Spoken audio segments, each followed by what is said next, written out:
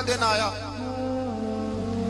کئی دفعہ صحابہ کہے فتح نہیں ہوئی. میرے رسول نے فرمایا سویرے میں جھنڈا دوں گا اور جس کو دوں گا اسے اللہ فتح دے گا.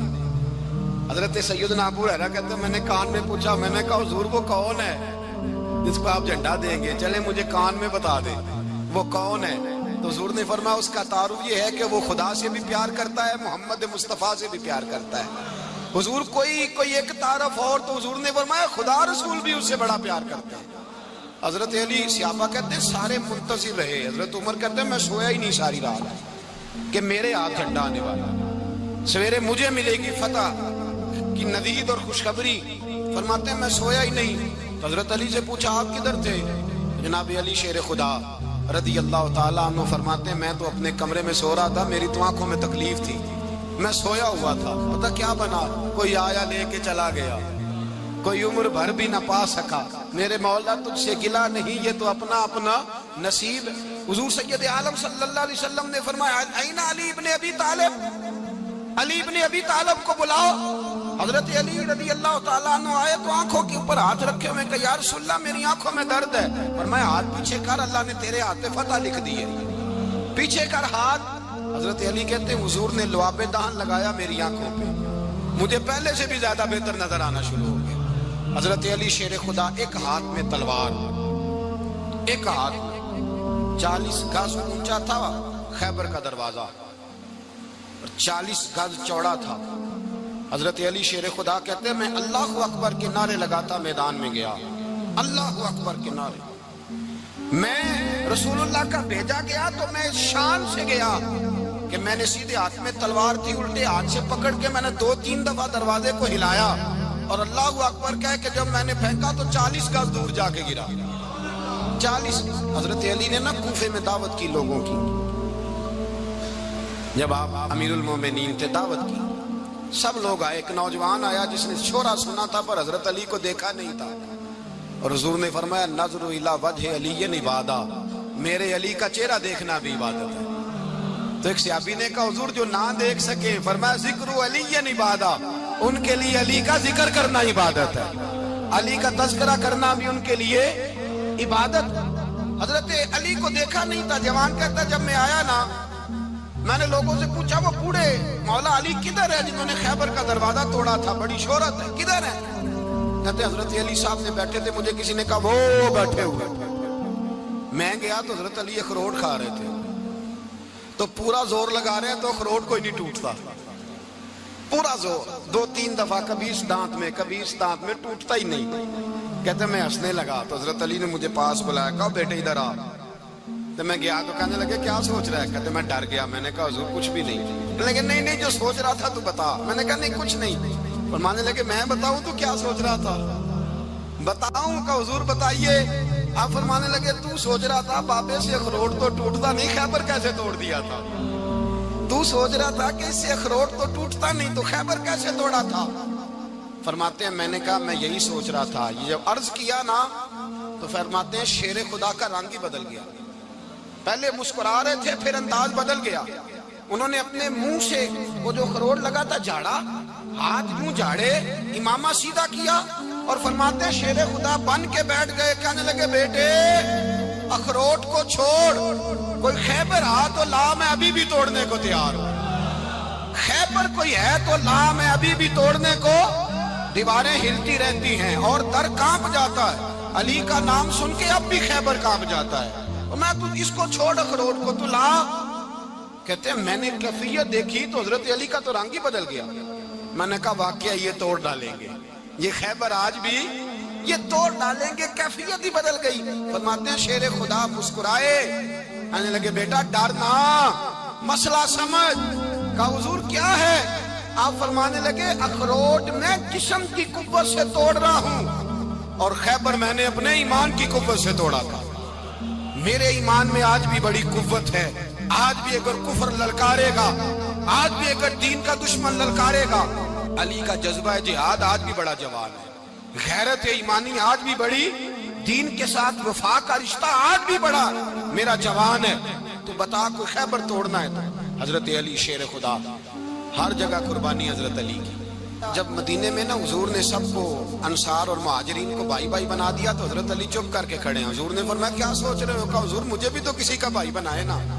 حضور نے فرمایا انت اخی فی الدنیا والآخرہ، تو دنیا میں بھی میرا بھائی ہے، آخرت میں بھی میرا بھائی ہے. امام راضی نے لکھی ہے ایک بات، بڑی عجیب بات لکھی. امام راضی کہتے ہیں زمین پہ نبی پاک نے حضرت علی کو بھائی بنایا تھا تو آسمانوں پہ جبریل امین نے حضرت میکائیل کو بھائی بنا لیا. تو رب کریم نے پوچھا کیوں بھائی بن گئے ہو؟ کہا تیرے محبوب کا جلوہ دیکھ کے بن گئے. جس رات نبی پاک صلی اللہ علیہ وسلم ہجرت کر کے آئے نا، ایک کو حضور نے ساتھ لے لیا، امیر المومنین حضرت ابو بکر صدیق. ابو بکر دا پہلا نمبر کس کا ہے؟ دوسرا، تیسرا، چوتھا. یہ سبق بچوں کو یاد کرائیں. اب ہمارے لوگ مسئلے بھی قوالوں سے پوچھنے لگ گئے، فتویٰ بھی قوال کا چلتا ہے، اللہ ہی خیر کرے. حضرت ابو بکر صدیق کو حضور نے ساتھ لے لیا ہجرت کی رات، اور مولا علی شیر خدا کو بستر پہ سلایا. رستے میں بھی بڑا خطرہ تھا، پر بستر پہ اس سے زیادہ خطرہ تھا، اس لیے کہ جب چادر میں لپٹا ہوا کوئی شخص ہے تو کسی کو کیا پتا کون ہے. اگر آ کے وہ پردہ نہ ہٹاتے ایسے ہی قتل کر دیتے تو کیا پرسانے حال ہوتا، کچھ بھی نہ ہوتا.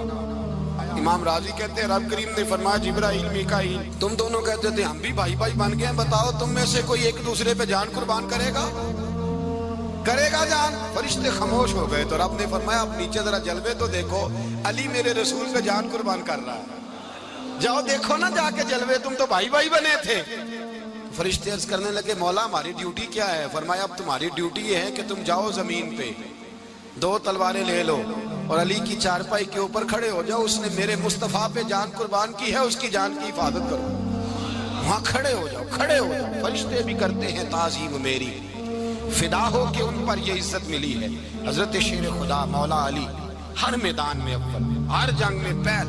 السابقون السابقون اولئک المقربون. اللہ فرماتا ہے سبقت لینے والے سبقت لے گئے، آگے گزرنے والے آگے گزر گئے، اور یہی لوگ ہیں جنہیں رب کا قرب نصیب ہوا.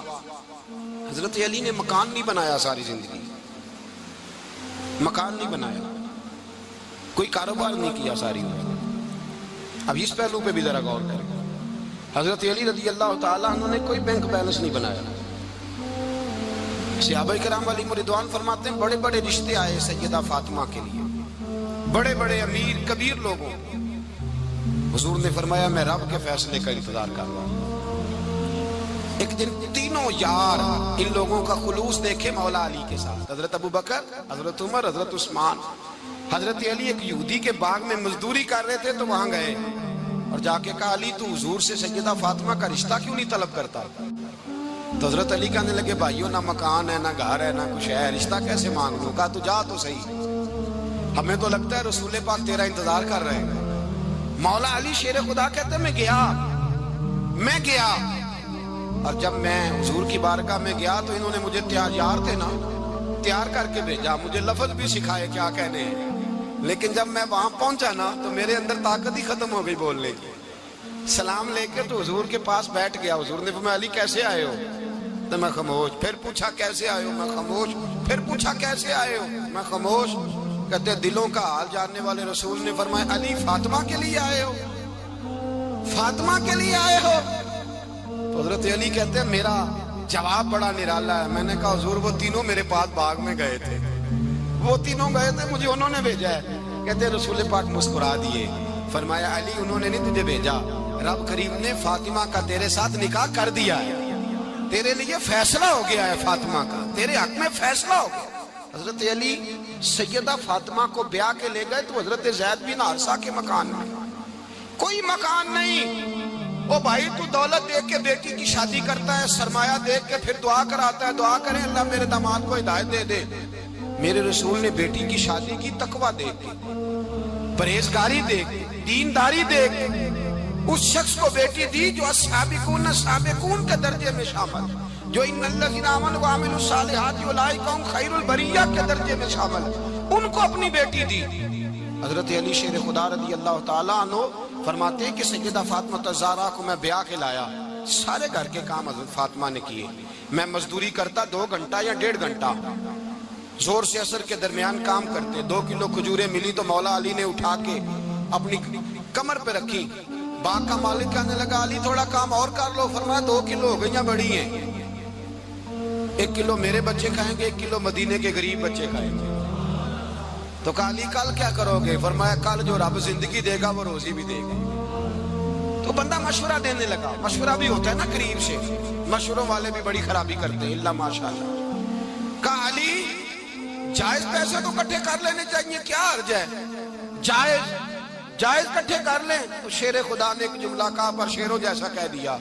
حضرت علی فرمانے لگے مال حرام ہو تو عذاب ہوتا ہے, حلال ہو تو حساب ہوتا ہے. لہذا نہ میں عذاب والا کام کرتا ہوں نہ حساب والا کام کرتا ہوں, میں کٹھے ہی نہیں کرتا. نہ بندہ عذاب کے چکر میں پڑے نہ عذاب کے چکر میں پڑے, میں اس رستے جاتا ہی نہیں. مولا کائنات شیر خدا. اور بھائی حضرت سیدنا ابو ہریرہ رضی اللہ تعالیٰ عنہ فرماتے ہیں میں جب اس بات کو یاد کرتا ہوں تو آج بھی رو پڑتا ہوں. کون سی بات؟ فرمانے لگے میں کوفے کے بازار سے گزر رہا تھا تو مولا علی شیر خدا کوفے کے چوک میں کھڑے تھے اور ہاتھ میں زرہ پکڑی ہوئی تھی, وہ والی زرہ جو بدر میں بھی ان کے پاس تھی, وہ والی زرہ جو احد, حنین, خندق اور خیبر میں بھی ان کے پاس تھی. زرہ پکڑی حضرت علی نے اور شیر خدا کہہ رہے ہوں بھائیو میری زرہ خرید لو. میری زرہ, امیر المومنین ہے اس وقت, امیر وقت ہے, بادشاہ ہے, کوفے کے بازار میں, او بھائی میری زرہ خرید لو. یہ بڑی نسبت والی ہے, بدر, احد, حنین میں میرے ساتھ رہی. اور شیر خدا فرماتے کیا ہیں؟ فرماتے ہیں جب علی نے یہ لفظ کہے تو میری چیخیں نکل گئی. حضرت علی فرمانے لگے اگر میرے پاس نیا طامت خریدنے کے پیسے ہوتے تو میں اسے کبھی نہ بیچتا. نیا طامت خریدنے کے پیسے ہوتے تو میں کبھی نہ بیچتا. حضرت علی رضی اللہ تعالیٰ عنہ نے وہ زندگی گزاری, با پردہ, پرہیزگاری, درویشی, سادگی, ساری زندگی کسی کا شکوہ نہیں کیا مولا علی نے.